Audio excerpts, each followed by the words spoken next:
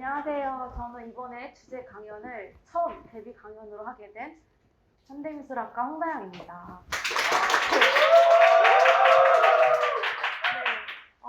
이번에 주제 강연이 여정이잖아요.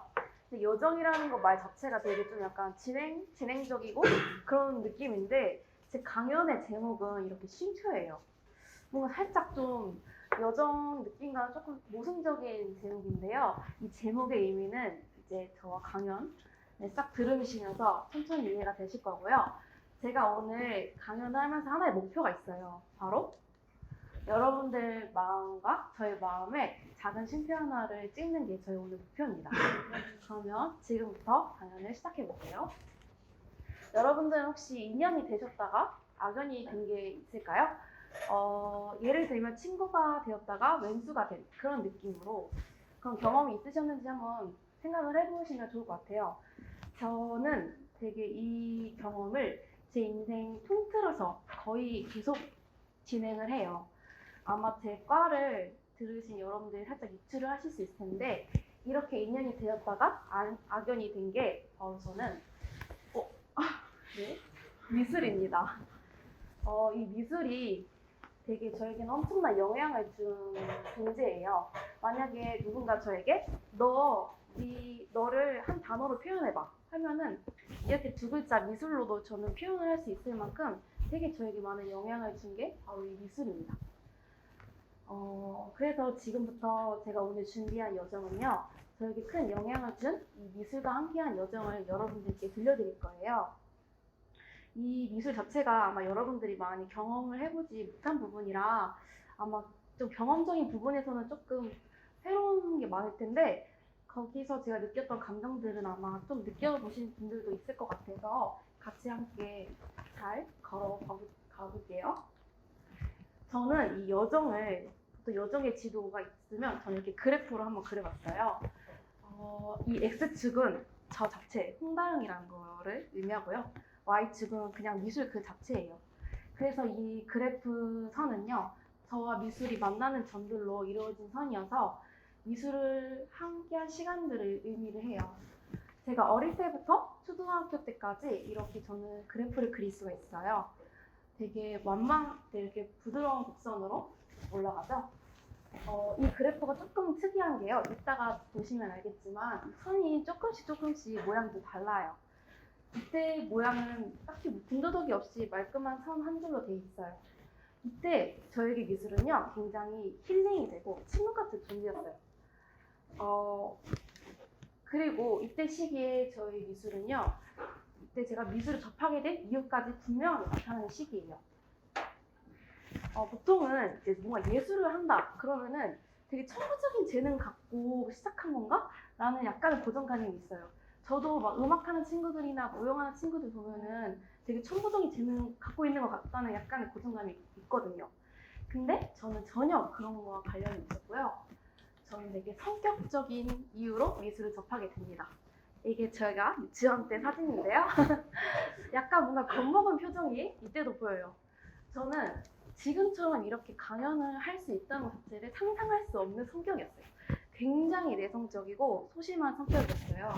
그래서 겁도 진짜 많고 그리고 누군가 저에게 다가오기만을 바라는 그런 아이였어요.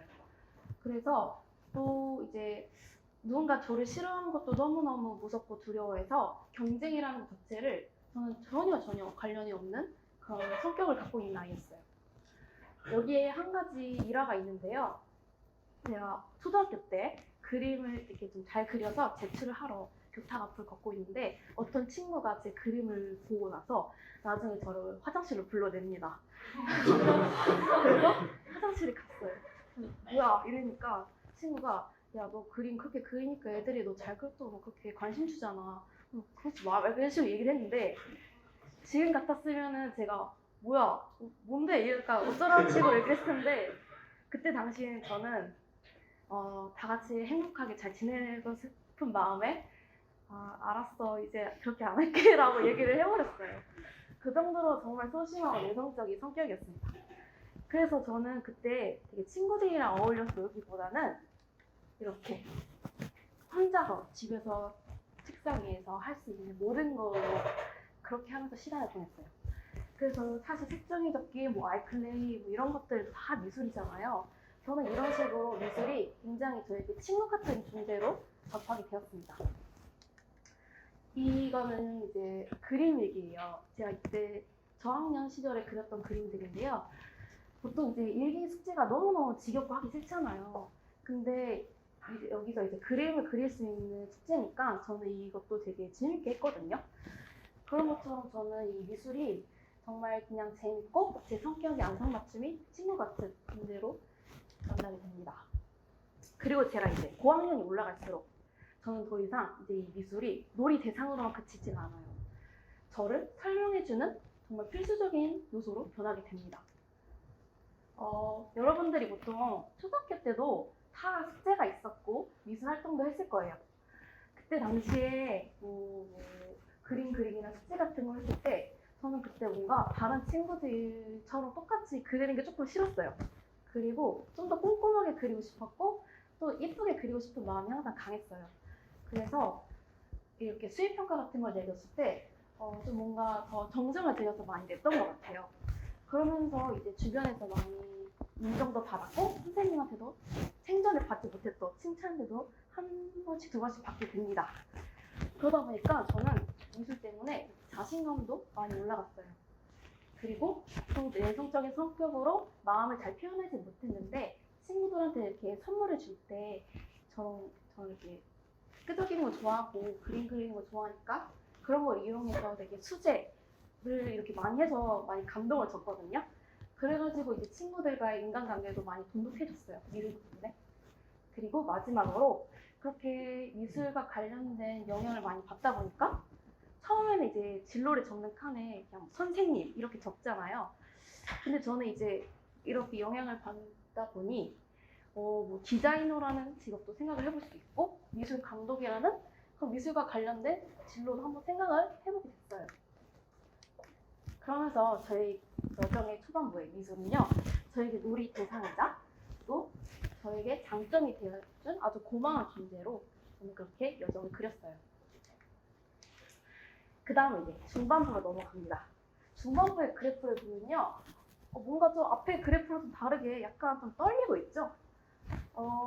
이렇게 약간 살짝 물결이 치는 이 그래프는요, 이때 당시 제가 이 미술이 저에게 굉장히 희망적인 꿈과 희망적인 꿈을 줬고요. 그 꿈을 주는과 함께 이 꿈을 지키기 위해서 경쟁을 들어가게 해야 될 그런 상황을 동시에 맞게 됩니다.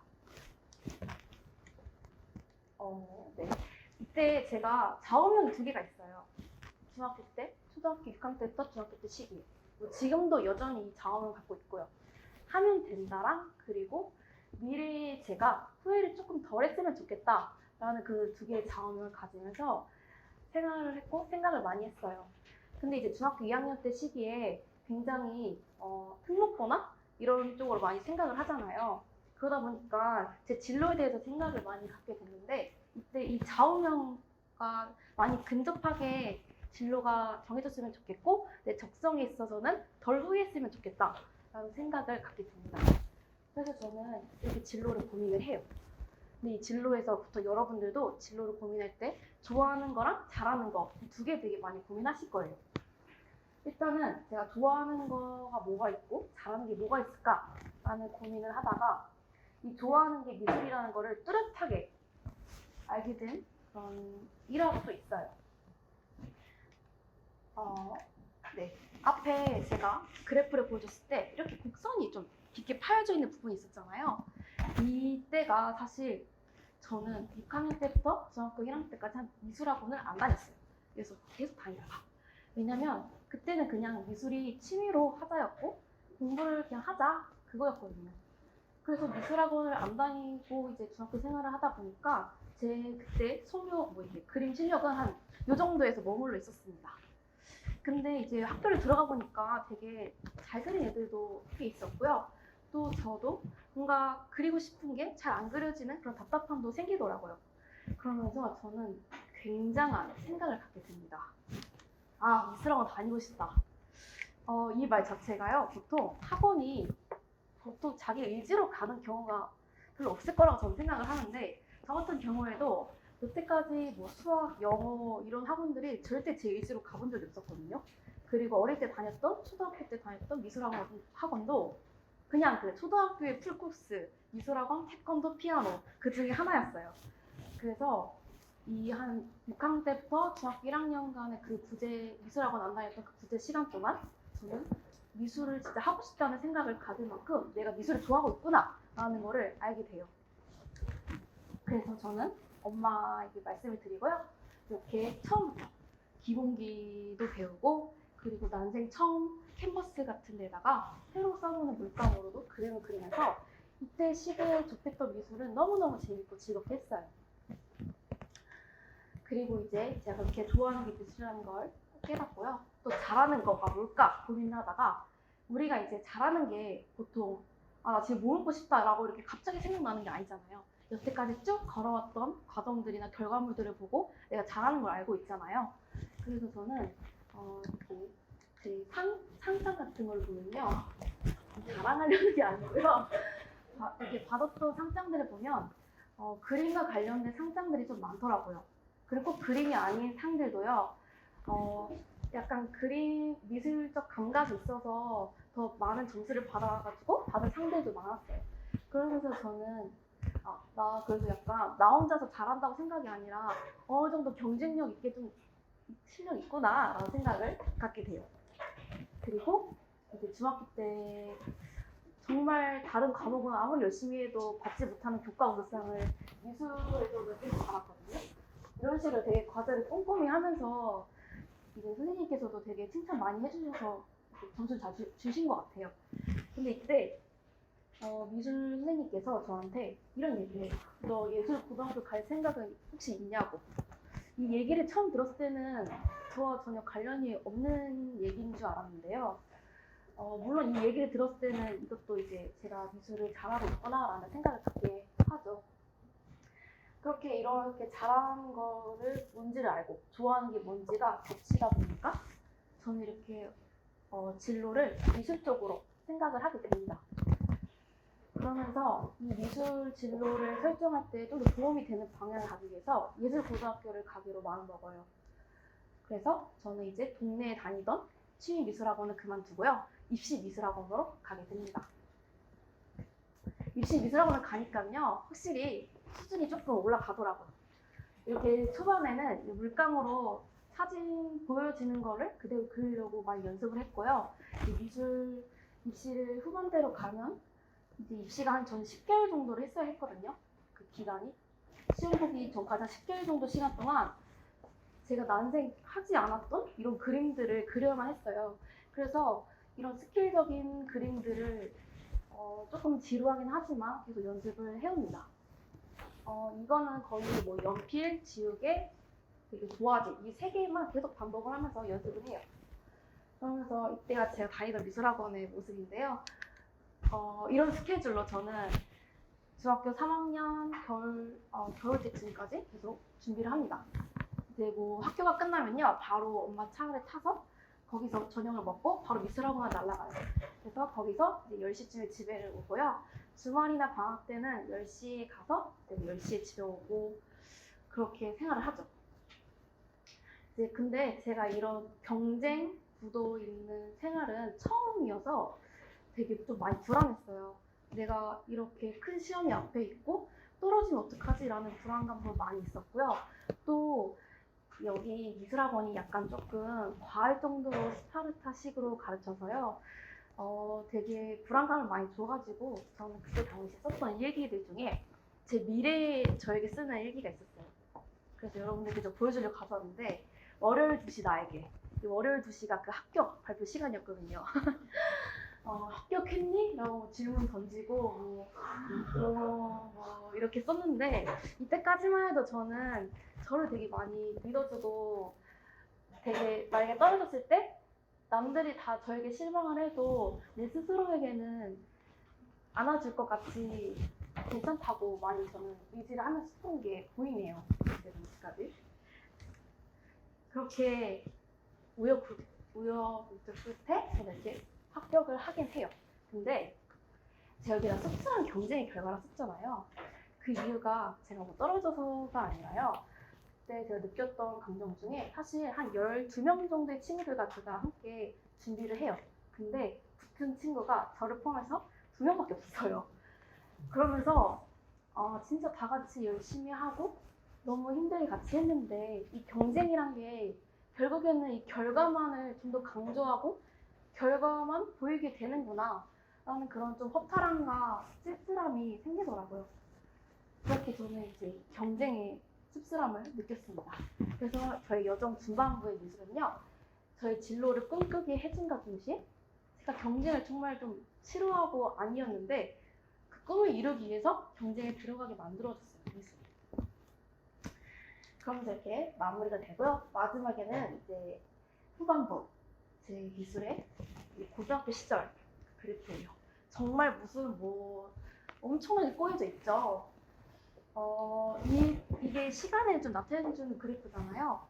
가장 높은 위치에서 저렇게 꼬여져 있는 선들이 보면은 제가 가장 이때 시기가 미술과 저와 가장 관련이 많고 시간이 많이 보낸 때예요. 근데 그때 그렇게 많은 시간대에 좋은 시간만 있었으면 좋았겠지만 저는 안타깝게도 그때 저는 미술이 굉장히 악연으로 바뀌었고요. 또 정말 피하고 싶은 현실이었어요. 그럼 이제 그 예술고등학교 이제 이야기를 조금 들려드리자면요.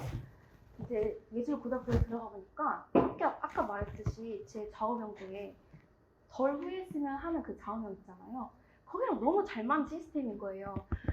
되게 다른 전공 학생들과의 교류도 꽤 많았고 또 제가 간 이 미술과 자체도요.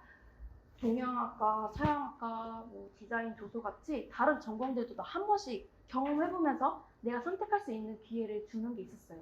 그러면서 이렇게 경험을 하면은 정말 덜 후회할 수 있는 삶을 살겠다 싶게 너무 기분 좋게 들어갔어요, 학교를. 그래서 이제 난 여기서 적응 잘 해가지고 좋은 사람으로 크자라는 마음을 갖고 생활을 하는데요. 이제 예고다 보니까 확실히 일반 과목 시간이 되게 적어요. 근데 이제 실기 시간이 길고요. 그래서 이제 첫날부터 첫 수업의 실기 수업 때 시험을 보더라고요, 다 같이. 그래서 그렇게 첫 실기 시험을 보는데요.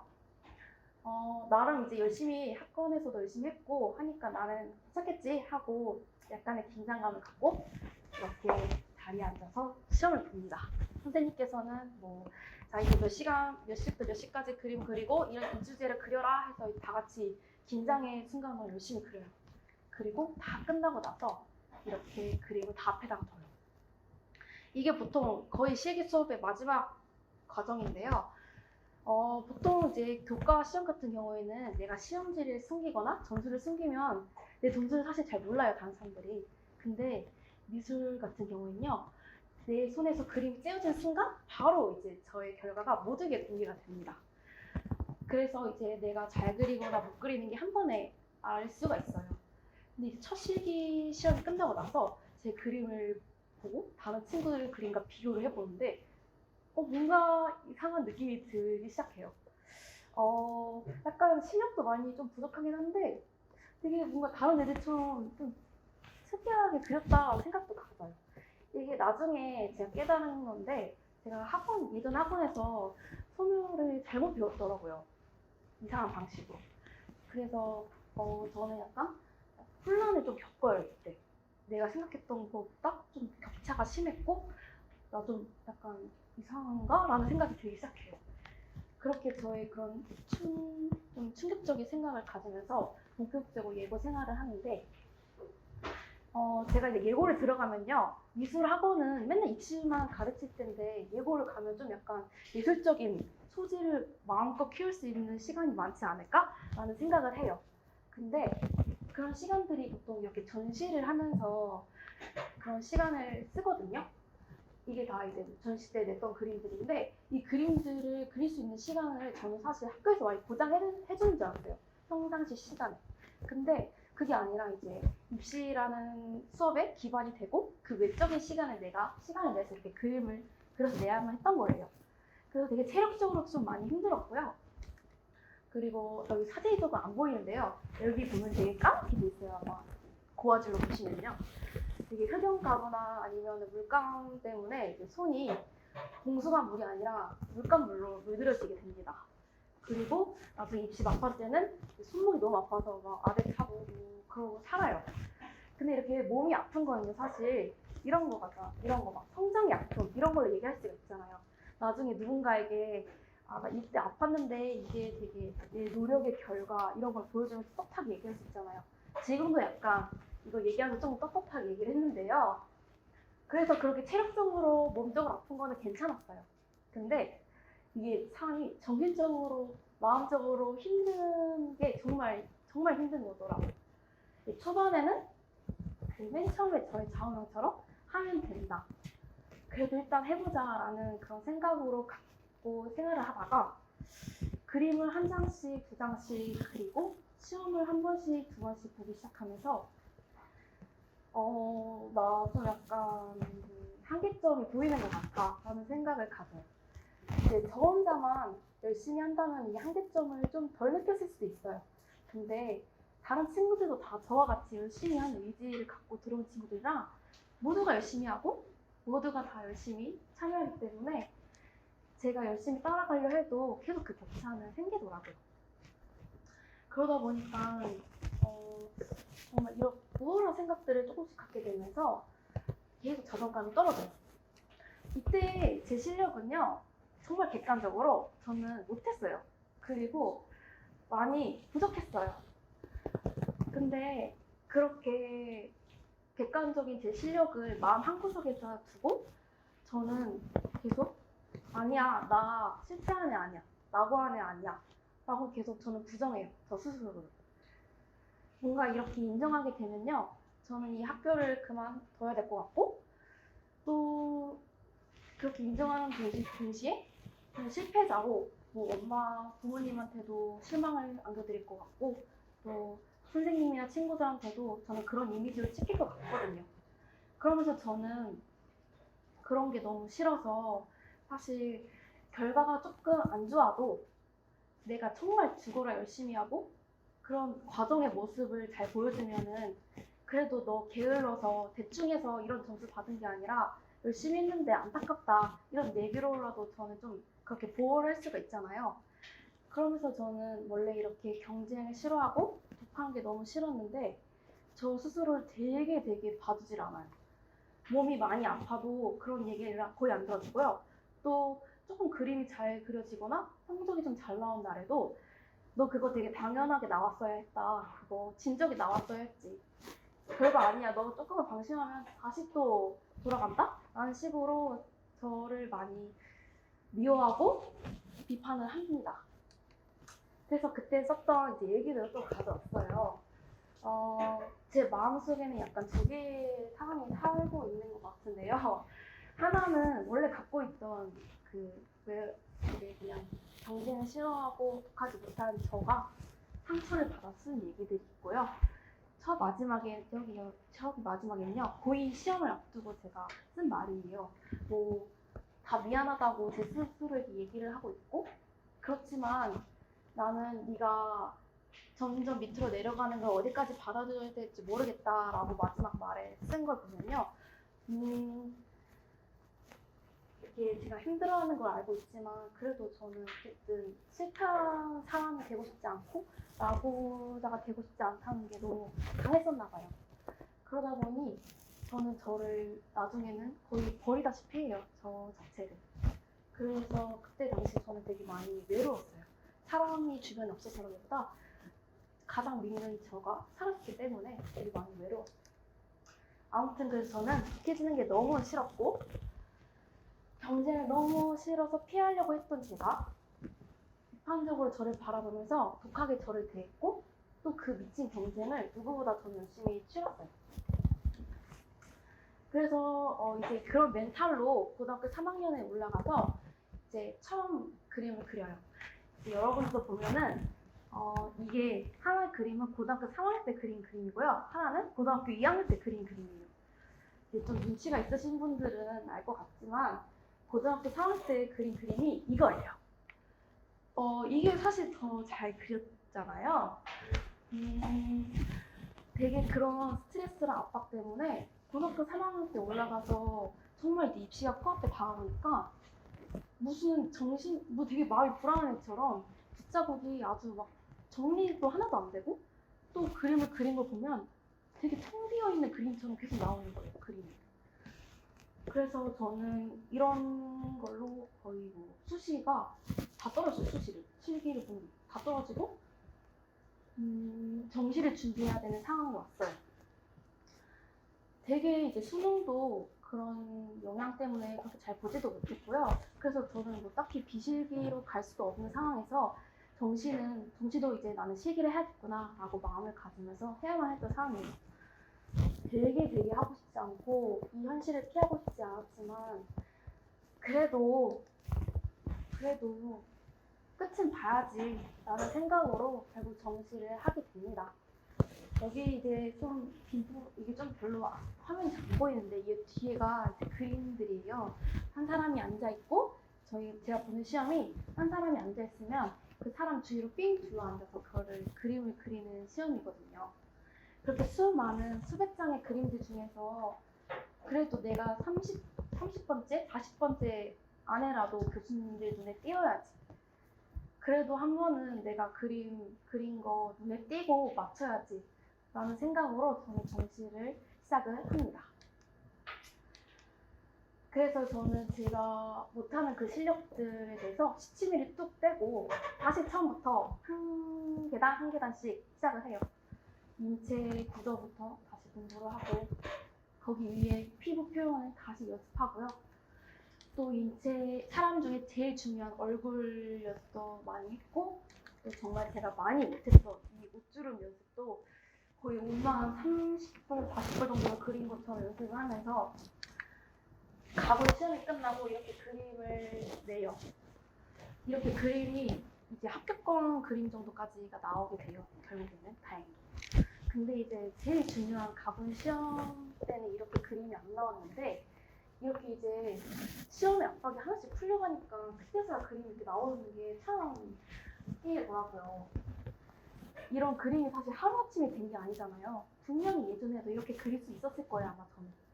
근데 그 압박이란 게 뭐길래 그때서야 이렇게 나왔을까 하는 생각에 이때 되게 선생님이랑 저랑도 되게 씁쓸하게 웃으면서 그림을 이렇게 뭐 평가를 했던 것 같아요. 그렇게 저는 나곤다곤의 시험이 끝나고 정말 이제 다 왔다, 정말 다 왔다 말할 정도로 입시가 마무리가 됩니다. 그렇게 저는 여정 후반부의 미술은요, 환상 속 제가 되게 예술성을 키울 것 같은 예술 고등학교 생활에서 생각 외에 되게 많은 자존감이 떨어지는 것처럼 현실을 많이 깨닫게 해줬고요. 또 희망적이었던 저를 많이 해쳤던 큰 벽 같은 존재로 미술의 후반부가 그려졌습니다. 이렇게 제가 고등학교 때까지의 여정이 이렇게 마무리가 됐는데요. 정말 힐링 친구였던 미술이 그리고 꿈이란 걸 주고 또 경쟁이란 걸 들어가게 해주고요.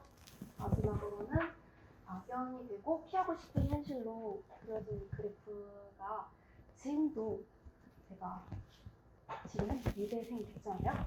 그 결과로 이 시점에서 다시 재정의할 시기가 왔더라고요. 이 그래프를 이어서 그릴지 말지. 그래서 지금 저는요, 여태 했던 그런 실기적인 미술 말고 뭐 디지털 수업이나 글로 그림을 좀 설명하는 그런 수업들을 들으면서 잠시 실기적인 거 외에 다른 쪽의 미술을 좀 효과 공부를 하고 있고요. 또 이렇게 전혀 다른 주제의 특성을 나타내는 동아리 들어가서 강연도 해보고 알바도 해보고 그런 약간의 시야를 조금씩 넓혀가고 있어요. 그러면서 또 이제 저는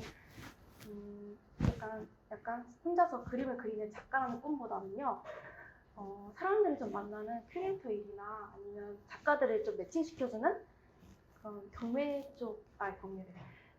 브로커 같은 그쪽의 일도 약간 희망적으로 또 떠올리고 있어요.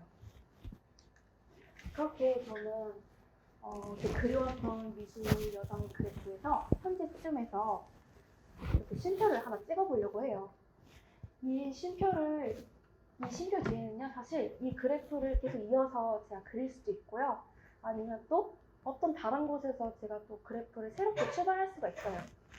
근데 제가 다음에 그릴 그래프의 모양이 또 저렇게 현란한 곡선으로 나올 수도 있고요.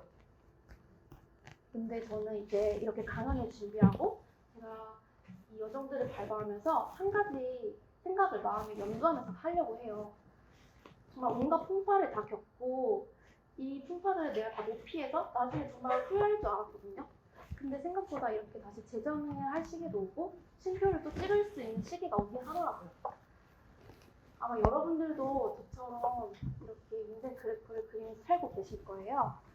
그리고 또 저의 후반부처럼 그렇게 힘들었던 시기도 있었을 수도 있고 아니면 앞으로도 생길 수도 있어요. 근데 물론 제가 여기서 가장 인생을 적게 살았지만 정말 저는 이 마음이 맞는 것 같아요. 나중에 재정의할 시기는 꼭 찾아온다는 거. 그래서 여러분도 이 생각을 마음 한구석에 꼭 반드시 하셨으면 좋겠고요. 또 제가 이 자리에 빌어서 말씀을 드리고 싶은 게 정말 여러분들이 힘들 시기에 되게 그 시기만큼은 내가 제일 힘든 것 같다는 생각을 해요. 근데 그 순간에 너 그래도 지금 힘든 거 아니다. 그 힘듦을 외면을 하면서 많이 미워하는 게 저는 그런 경우가 대부분이라고 생각을 해요. 근데 저라도 여러분들이 힘들었다는 거를 제가 인정을 해드리고 싶어요. 이 자리를 빌어서. 그러니까 여러분들도 저도 앞으로의 멋진 인생 그래프를 그리면서 발표를 마치겠습니다.